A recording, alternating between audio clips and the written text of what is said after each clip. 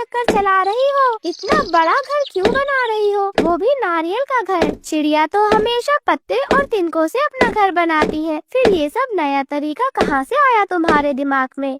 मिट्ठू भैया, आपको याद है जब पिछली बार तूफान आया था तो क्या हुआ था? उस वक्त कितनी तेज आंधी चल रही थी। उस तेज बारिश के पानी ने कितने छोटे छोटे घोंसलों को बहा दिया था। इसलिए मैंने सोचा है कि क्यों ना इस बार मैं ऐसा घर बनाऊं जो ज्यादा से ज्यादा मजबूत हो, जो आंधी तूफान बारिश सब कुछ झेल सके।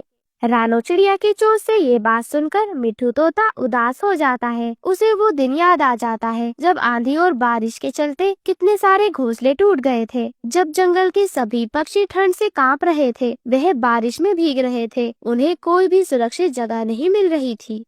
हाँ रानो, मुझे अच्छे से याद है, वो बहुत बुरा वक्त था, बहुत बुरा। तुम्हारा भी तो घोंसला गिर गया था ना रानो?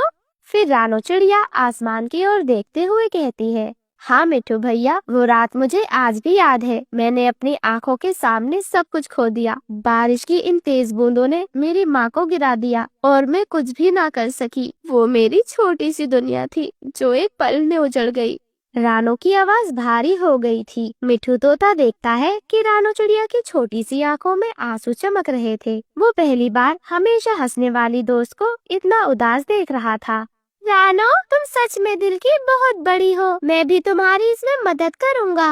अरे वाह वाह रानो, तुम तो बहुत समझदार हो। हम भी तुम्हारी इसमें मदद करेंगे। हाँ, ये नारियल तो कितने ज्यादा सख्त होते हैं, इसको काटने में तो बहुत ज्यादा मेहनत लगती होगी। और वे सब एक साथ मिलकर नारियल से एक बहुत ही सुंदर सा घर बना लेते हैं। वहीं दूसरी तरफ जंगल की एक चालाक लोमड़ी दूर से छिपी हुई ये सब देख रही थी।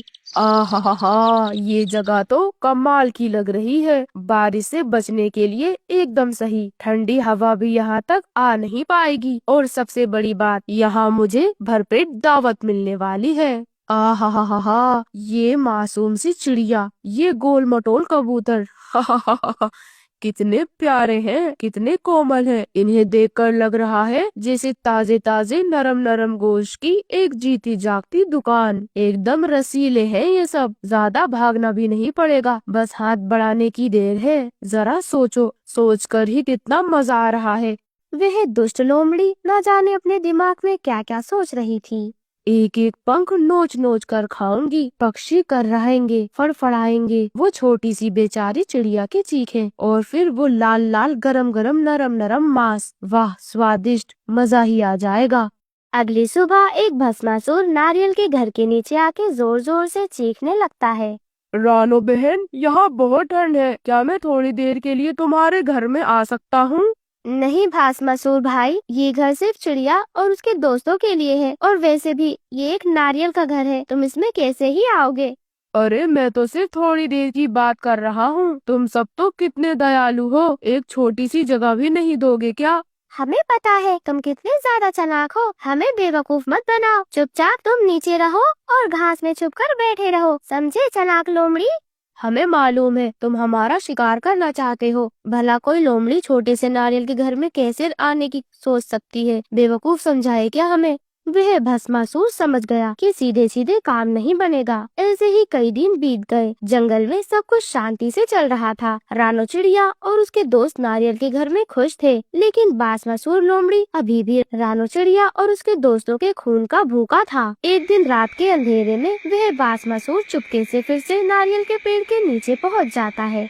मैं इतनी आसानी से हार नहीं मान सकता, नहीं, कभी नहीं। अगर ताकत से नहीं जीत पाया तो अब चालाकी से ही जीतूंगा, धोखे से, छल से, और फिर मैं इन नन्हे मासूम परिंदों को अपना भोजन बना लूंगा। हाँ, उनकी नन्ही नन्ही टांगे, उनकी नरम नरम पंख, जब मैं उन्हें अपने नुकीले पंजों में दबाऊंगा, उनकी टहनी जैसी पतली पतली हड्डियां चटकेंगी, और फिर उनका नरम रसीला मांस, आहा, मजा आ जाएगा। और फिर उसने पेड़ के चारों ओर घूमकर देखा और एक नया प्लान बनाया। फिर वह पास की झाड़ियों में जाकर छुप जाता है और उसने अपने पास में ही कुछ भोजन पक्षियों को फंसाने के लिए डाल दिया। अरे रानो, घर में भोजन खत्म हो गया है, मैं भोजन लेने जा रहा हूँ। ठीक है कबूतर भैया, परंतु ध्यान से, बहुत ध्यान से जाना, वो बासमसूर, वो शरारती खोकार लोमड़ी कहीं हमारी ताक में कहीं छुप कर ना बैठी हो। मुझे तो बहुत ज्यादा डर लग रहा है, बहुत ज्यादा डर। उसकी वो लाल लाल जलती हुई आंखें, उसकी पैनी खून से दांतों पे सनी हंसी, उसकी धीमी धीमी भयानक फुसफुसाहट, जैसे वो हमारे हर कदम को देख रही हो, जैसे वो बस हमें शिकार बनाने ही वाली हो।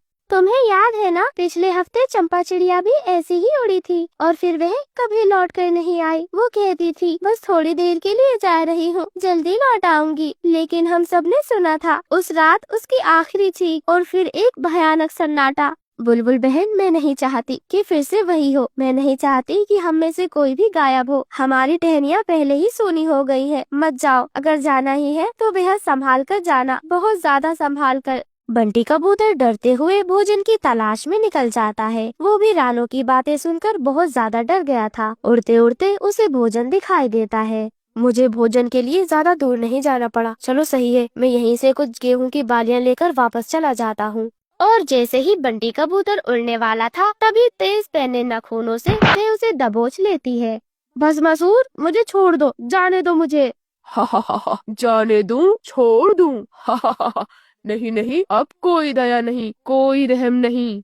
वह भस्मासुर उस बंटी कबूतर को अपने बड़े बड़े नाखूनों से उसे खा जाता है। ऐसे ही शाम हो जाती है। शाम तक जब बंटी कबूतर वापस घर नहीं लौटता तो रानो चिड़िया बहुत परेशान हो जाती है। मुझे तो डर लग रहा है, कहीं बंटी भैया उस भस्मासुर का शिकार तो नहीं बन गए होंगे। एक दिन जब जंगल के सभी पक्षी सो रहे थे, तभी नारियल के घर के नीचे से वह दुष्ट लोमड़ी एक बड़ा सा गड्ढा खोद लेती है और फिर वह नारियल के पेड़ को हिलाना शुरू कर देती है।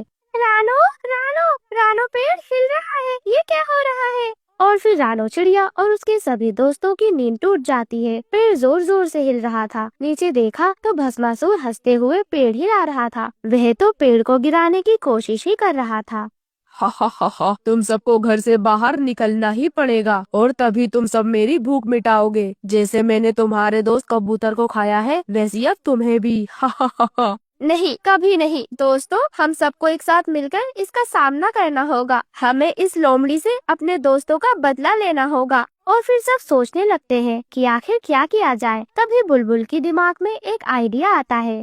रानो, हम एक काम करते हैं, हम इस पेड़ से बड़े बड़े नारियलों को गिरा सकते हैं। और फिर सबने एक एक कर मेहनत करी। सबने जोर लगाया और बड़े बड़े नारियल उस भस्मासुर के सर पर गिरा दिए।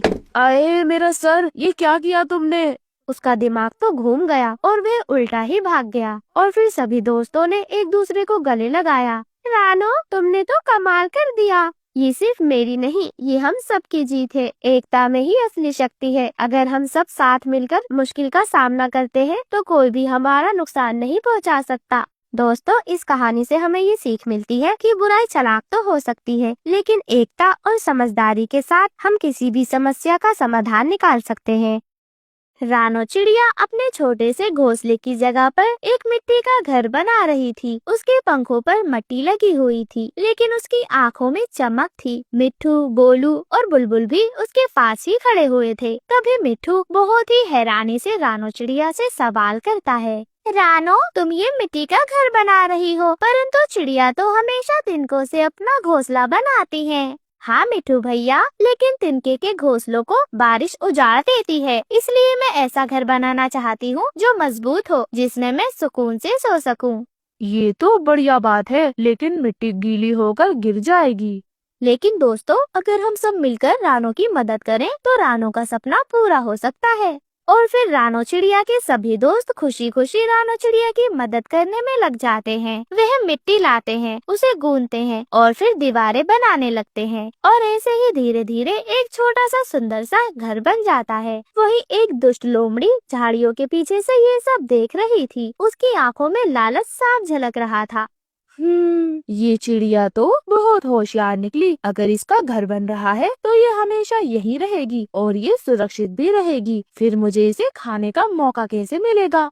और फिर लोमड़ी के दिमाग में एक चालाकी की योजना आती है। वह रानो के पास जाकर उससे मीठी मीठी बातें करने लगती है। अरे वाह वाह रानो, तुमने तो बहुत सुंदर घर बनाया है, लेकिन ये तो अभी अधूरा लगता है। अगर तुम चाहो तो मैं इसे और भी सुंदर बना सकती हूँ। इसी चिकनी मिट्टी से लेप दे। मैं तुझे एक खास जगह बताती हूँ जहाँ पर सबसे ज्यादा अच्छी और चिकनी मिट्टी मिलती है। रानो चिड़िया तो बहुत ज्यादा मासूम थी। वह लोमड़ी की बातों पर भरोसा कर लेती है। सच में लोमड़ी बहन, क्या आप सच कह रही हो? बताओ ना मुझे, कहाँ मिलेगी ऐसी मिट्टी जिससे मेरा घर और ज्यादा सुंदर बन जाएगा?